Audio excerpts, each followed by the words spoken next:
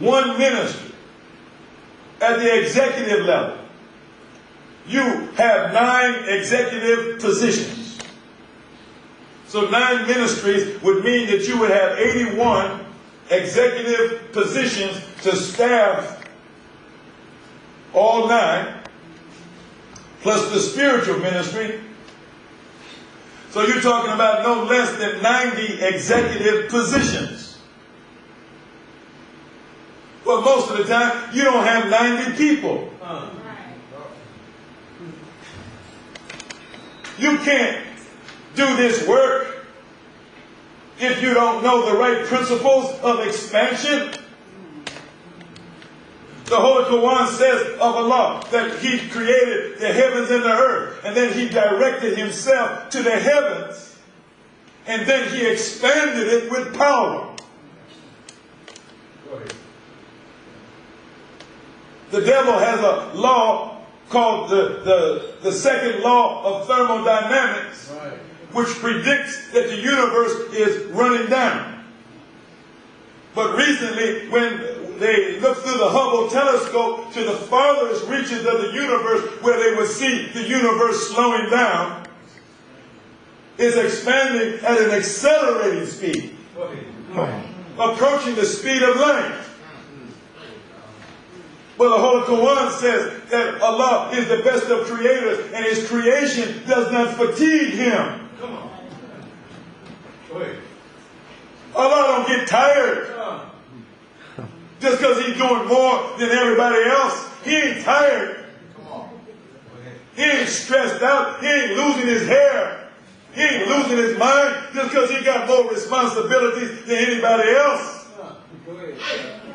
He knows how to work.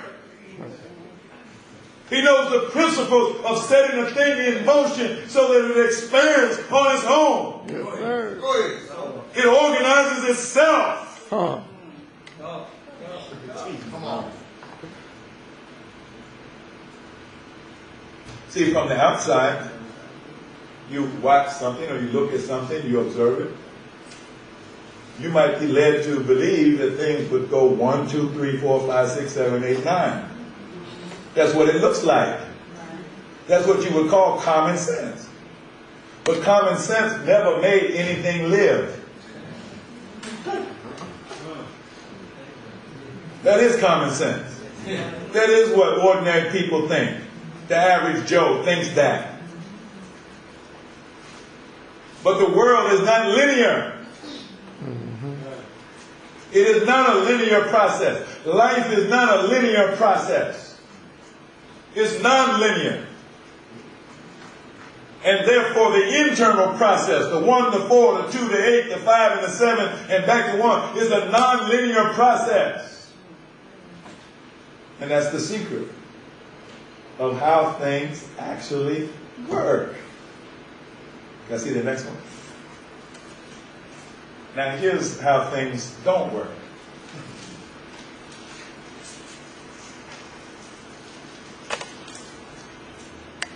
See, if you don't know that you are the living embodiment of God, then here's how you think. If you don't know that the people that you are with are the living embodiment of God, this is how you think. You try to operate through 3 points only. And they're not even the primary points. See, that point number 2, if you remember, that's, what was point number 2? The issues, the problems. See, this is the problem-oriented leader. The problem-oriented CEO. The roof leaks. That's a problem. So now, this approach is to go to structure and give an order, like a dictator. Someone gonna fix the roof.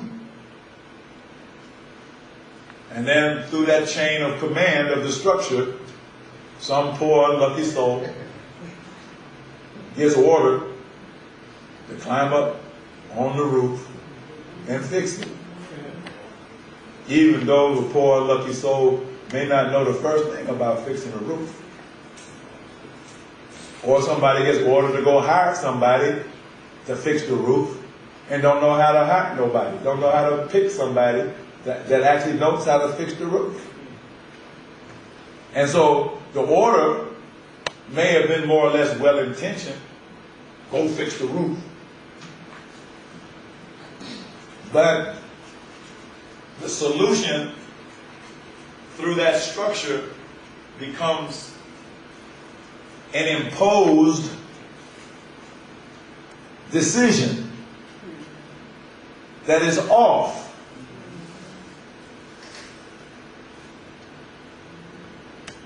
And an imposed solution that is off means that it's not really a solution to the problem. When you impose a solution that is not really a solution to a problem, what do? You create another problem, which then comes back, and now another order is issued to solve the new problem that arose from the false solution to the first problem.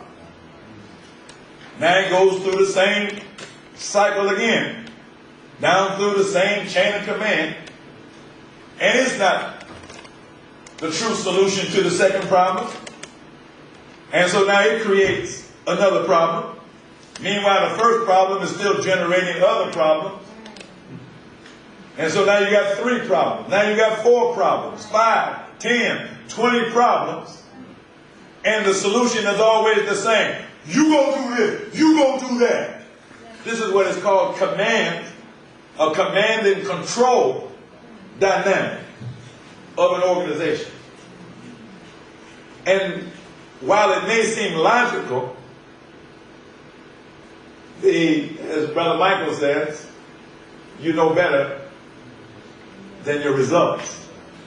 And the results of command and control are not good. Especially down here.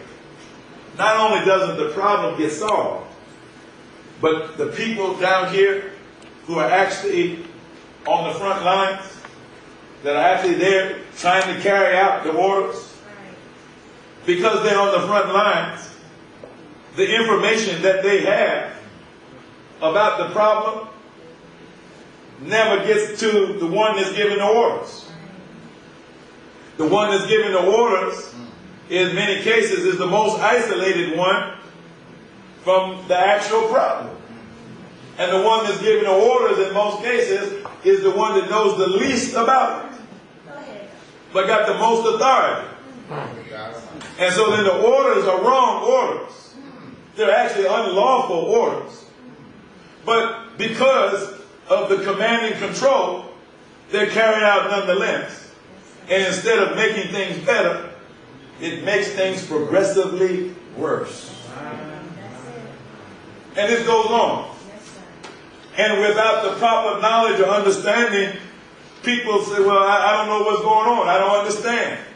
The stress level starts going up because the problems create more and more stress, more and more discomfort, more and more dis-ease.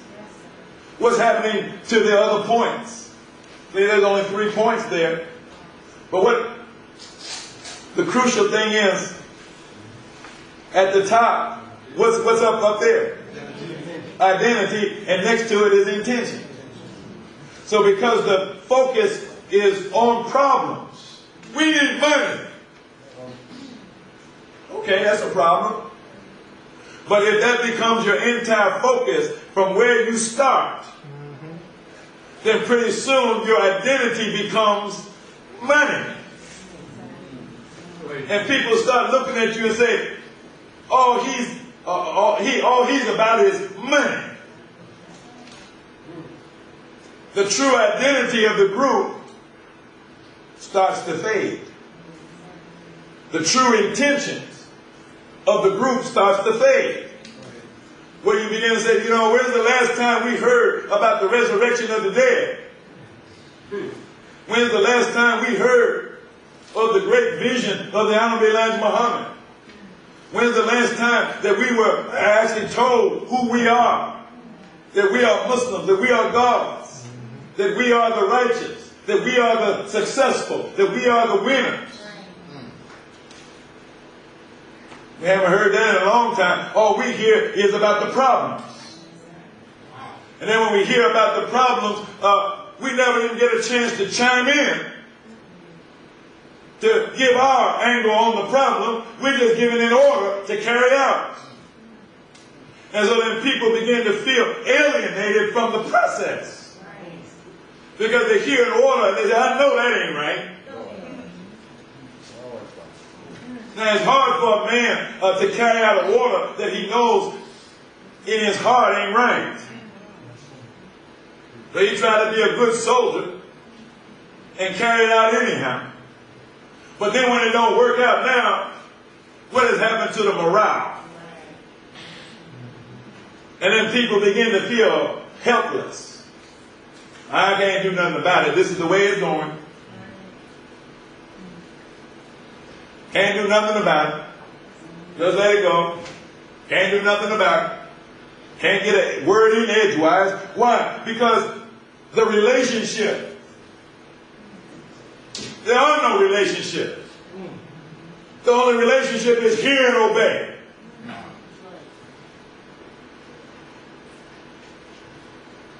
When I say jump, don't say, don't ask no question, just say how high. There ain't no love, no consideration, no respect, no recognition, no equality, no justice. Then the relationships are so sour. Now, you know, the most stressful part of my week is when I go to the mosque. Because when you go to the mosque, they treat you so bad. I got to get myself ready to go down there to be mistreated. I'm trying to remember who I am. I'm trying to remember what the mission is, what the intention is. But I get so angry, sometimes I can't even make myself go. Try to get the website where the minister's going to be teaching. I look at it on my computer at home. If I can get the numbers, the coordinates.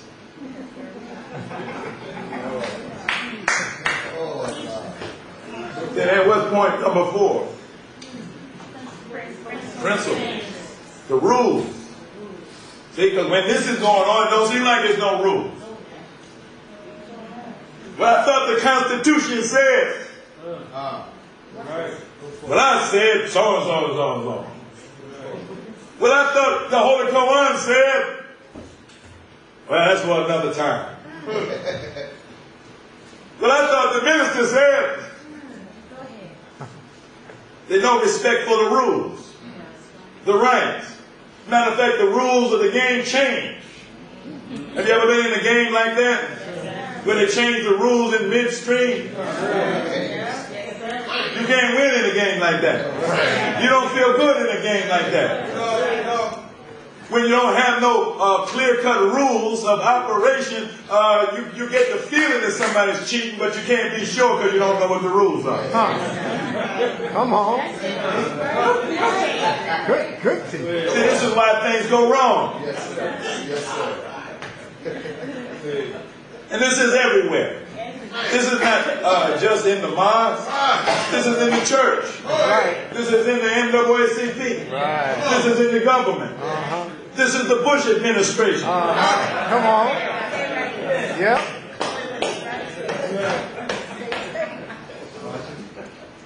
And then the work becomes less and less. Remember what we said, that when you share the information, you build up the relationship, you build up the identity, then the triangle gets bigger and bigger, the circle expands.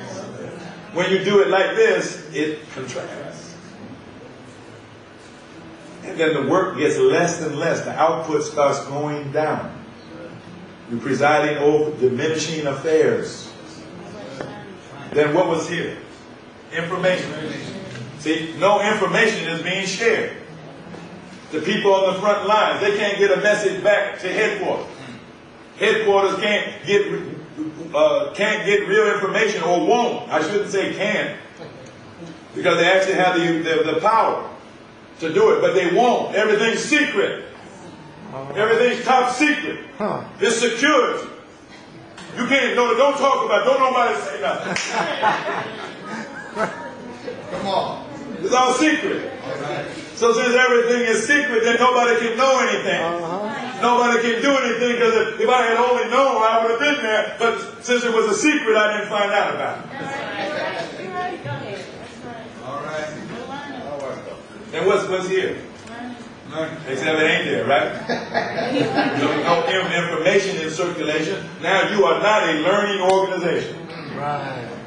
Matter of fact, the knowledge is shrinking. People are getting dumber and dumber and dumber. Not only have you lost numbers of actual persons who start dropping out because of the dissonance. See, this is disharmonious. This is what you call incoherent. It is the opposite of lame. It is actually the dynamic of death and dying. And so this has the stench of death about it. It has the quietness of a tomb about it. So when you come in the midst of this kind of a situation, everybody's clammed up like a dead body. Can't talk. Matter of fact, I forgot one of the major principles over here. The operating rules of this system is the fact that there are no rules.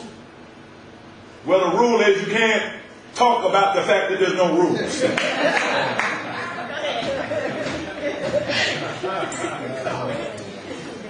But if you could talk about the rules, the number one rule is that there are most things that's going on here cannot be discussed. That's the rule. Call it the anti-dialogue rule. We can't talk about that.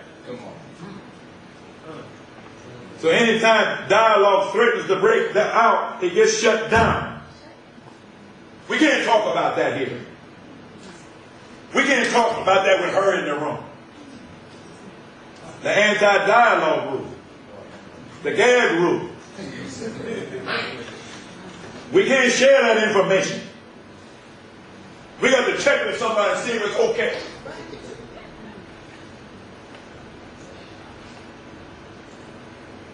So no learning. And then when people aren't learning anything, then they go to sleep. They go to sleep. The excitement leaves. They go to sleep. And then the conversations that take place have no information in them. It's just empty talk. It's a light talk. Robotic talk.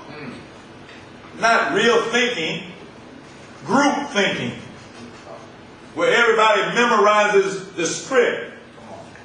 How you feeling today? Fine, sir. How's the fruit? Fine, sir. How's the fruit? Fine, sir.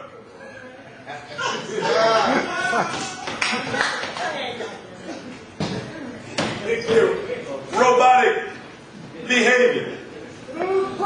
Why? Because this is not the living model. This is the dead model. This is the machine model. This is the idea that people are like machines. You just push a button, then you push her button, then you push his button. Like people are machines. And you just turn them on like you turn on a washing machine. And if something goes wrong, then you pull that part out and throw it out, get you another part and put it in there. Real impersonal. Never interview anybody to find out who's present. To find out what you know, what you can do, what you want to contribute. It's not a living system. So it gets deader and deader and deader until it degenerates to the point that it just disintegrates. So can we go back to the living model, please?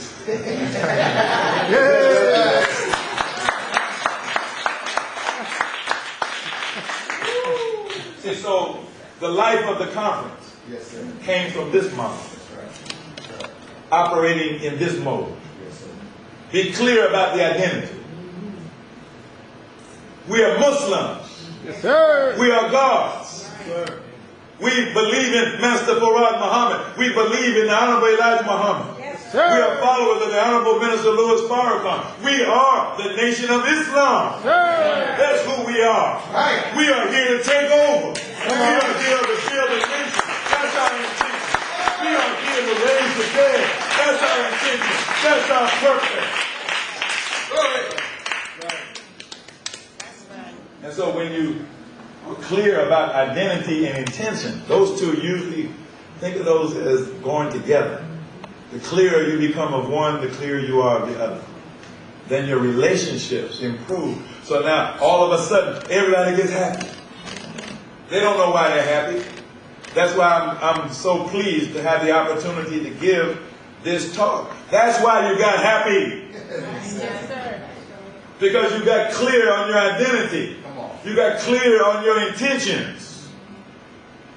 And then you get clear with one another. You get clear within yourself. Yeah, that's what I joined the nation for. I didn't join the nation just to go after some money. I didn't join the nation to sell some papers. I didn't join the nation for all those things. All money and papers and all those things might be necessary, but that's not the reason I've joined. I joined because there was something within me of God that resonated when I heard about the reality of God as taught by the Honorable.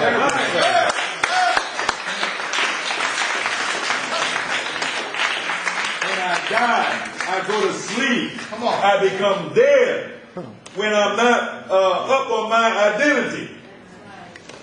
When it becomes fuzzy and foggy.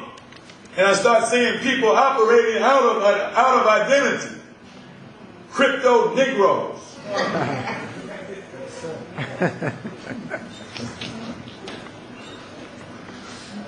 think that's a new word. Crypto Negroes. Should be Muslims, but operating like Negroes. Doing the things that Negroes would do. Things that you would identify with Negroes. But it's Muslims doing it. And of course, sharing the information. So, when we got clear on the intention, then principles, standards, rules. So everybody that registered for the conference, they got a letter from the minister, and he spelled out the rules of who could attend, who could not attend. If you were invited to attend, then you had to sign a participant's agreement.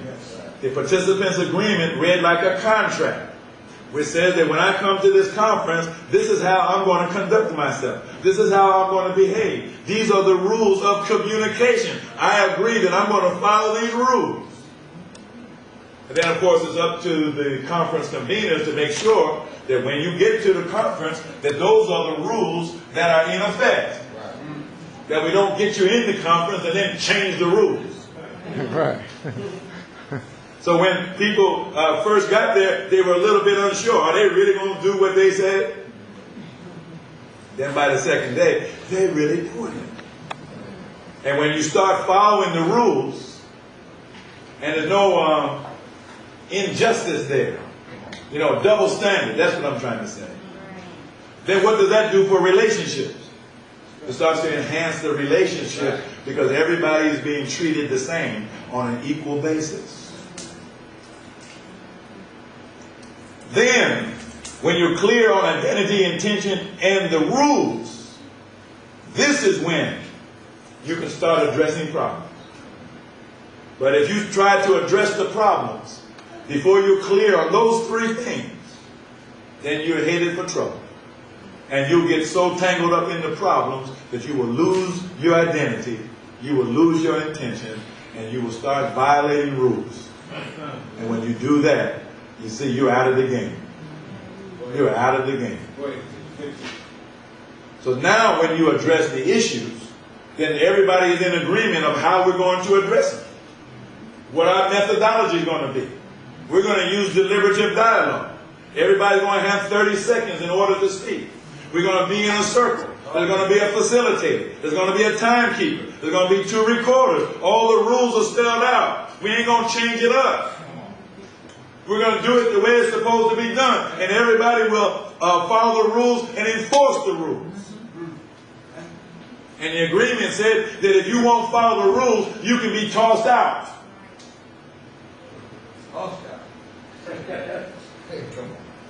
So then, when you address the issues, now it really is policies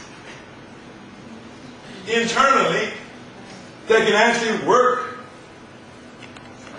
these solutions and implement them. Like they were saying about the Redskins last night. That the offensive coordinator came with a new playbook last year that the players couldn't execute. So they had a losing season. And some people were saying fire the coach. But it wasn't the coach. It was the players. They did not rise to the level of the coach's playbook. They wanted to do the same old stuff. They didn't want to do the new stuff. It was too hard. It was too complicated.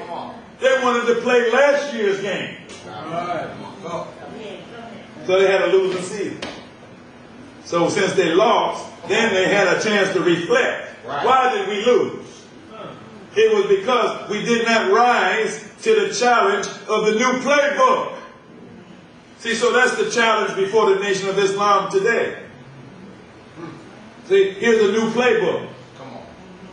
Will we rise to the level that we can actually implement what's in the playbook? Or will we say, well, no, we're going to play it the same way we played it last year, and the year before, and 30 years ago, and 40 years ago. We're going to do it the same old way. Well, if you play it the same old way, guess what's going to happen? No, you're going to lose. It ain't going to be the same result. You're going to degenerate to the point of no return. So remember now, Allah don't actually need us to bring in the hereafter. That's right. We're given a chance to see whether we'll measure up. It's Master Farad Muhammad's greatest desire that we equal ourselves up to the scientists. Right. But it might not be your greatest desire. So you might be content to equal yourself down to the lowest Negro, where you're more comfortable. So if that's your intention and your desire, that's what you will do. And somebody standing up in front of you holding up a new playbook, that don't mean nothing to you. Because your intention is to play it down. Not play it up. Go down. So it's a challenge. It's not a foregone conclusion what you will do. Right. This ain't magic. This is not hypnosis where somebody going to compel you to be a Muslim. Be a Muslim. No, you got to decide that for yourself. You got to be clear about your own identity and your own intentions. You got to decide you're going to play by the rule book, which is called Islam. Not that old Islam, I'm talking about the new Islam. New Islam. That's taught by the Honorable Elijah Muhammad. That's the new rule book.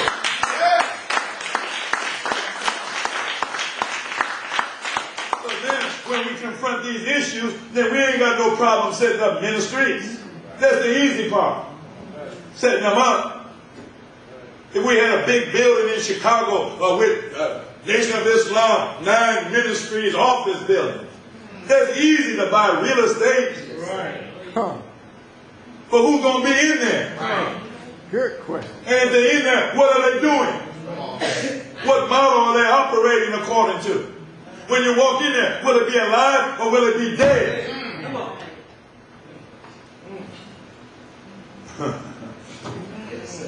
And then that structure, that new structure that we must evolve, will be able to do the work. Why is this important? What is work? What's another word for the work? Well, that's true, but what's the best word? Establish the kingdom of God. That's pretty good, but before you get there, Making our word bond. why are the acts? Why must you make word bond? Why? Fulfilling the vision. That's the atonement. See, you're in trouble with God. They don't act like you don't know what your status is. You're in trouble with God. God's getting ready to. Yeah. See, don't forget that. It ain't like we've been doing what we're supposed to do. Don't make that mistake. Like when Daddy come home, it's going to be ice cream and candy. No, when Daddy come home, he got to switch. So you done tore up the house. He going to beat your butt raw. Unless you get this thing together in a hurry. See, so that's what this is. That's why you need ministry, because this work of atonement is so big, you can't do it on this minuscule level that you're organized on right now.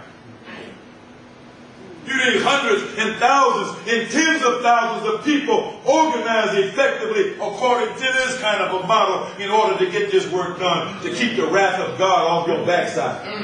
Then maybe you'll see the kingdom of God. Go ahead. Good talk. Yes, sir. But don't take that for granted like it's a shoe-in. Yes, sir. We got it made. No, you don't. You're in big trouble.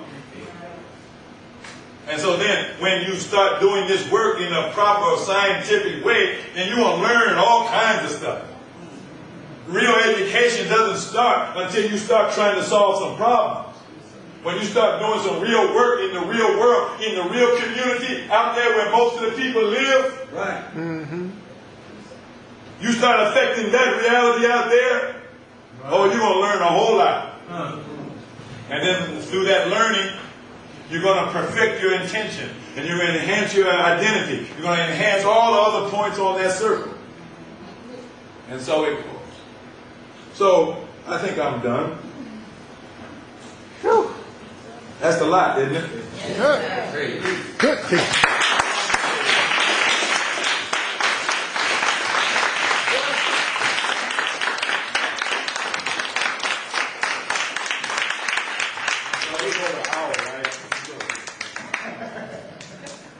But now remember, this is all scalable. So apply this to yourself. First, you apply this to yourself. In your notebook, you actually have some blank enneagrams like this. See, analyze yourself. Who are you? Answer the question. Write it down. Do it in writing. Who are you? What are your intentions? So on and so forth. What are your issues or problems in life? What are your relationships in life like? What principles and standards and rules do you go by? See, do it the way it is now. See, don't answer it in the idealized fashion. Like you are, a good example of the original man. No, answer truthfully as it is right now. Just tell the truth for once. Just tell the truth. And put it out there, as awful as it might be. At least they got one thing going for it. It's the truth. And that's a lie. But if it's a pack of lies, it won't help you. Okay? What is the work that you are involved in? What do you do? What are you doing? What information do you have or do you need? What do you need to learn? What is the structure and the context in which you are operating? And then keep doing that until you start refining and enhancing your personal identity. So then the next time we see you, you are somebody. Then you can take your place in a dialogue circle that has to do with the mosque or your family, or a dialogue circle that has to do with the ministry that you're working with. You see, any type of circle, then you'll be qualified to take your place in that circle. So the conference continues. And we're going to try our best to see to it that all of the conference materials, all of the presentations that were presented at the conference will be up on the website so that anybody who wasn't able to be there will be able to have that same experience online. And then hopefully these individual work plans, the mosque work plans, and maybe the ministry work plans will start to take shape and form by the time we meet in February at Savior's Day. And then we'll be ready to really launch the nation on this new course. Okay? So that's what you have to work for. You don't have forever to do these things that we're talking about. You sort of have a goal to reach by February, Savior's Day. So thank you. May Allah bless us with an understanding.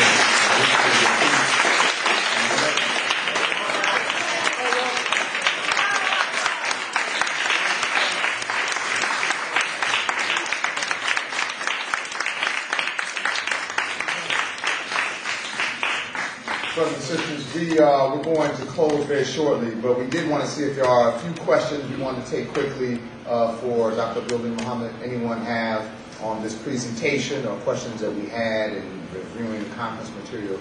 Any questions? Right.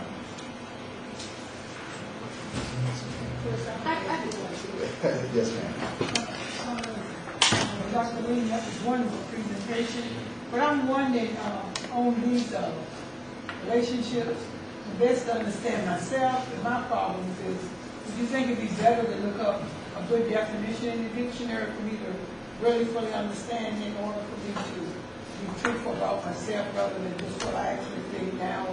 Well, both. Well, in both, you have to go with who you are and how you are and what things mean to you and what they look like to you. That's valid.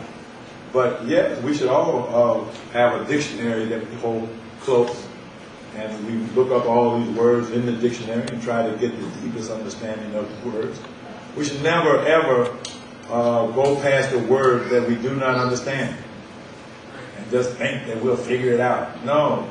When you get to a word that you don't understand, stop right then and there, pick up the dictionary, look up the word, make sure you're clear on the word of what it means, the derivation of the word, and then try yourself to see whether you can use the word yourself in a sentence that makes sense. Then you can go on with your reading.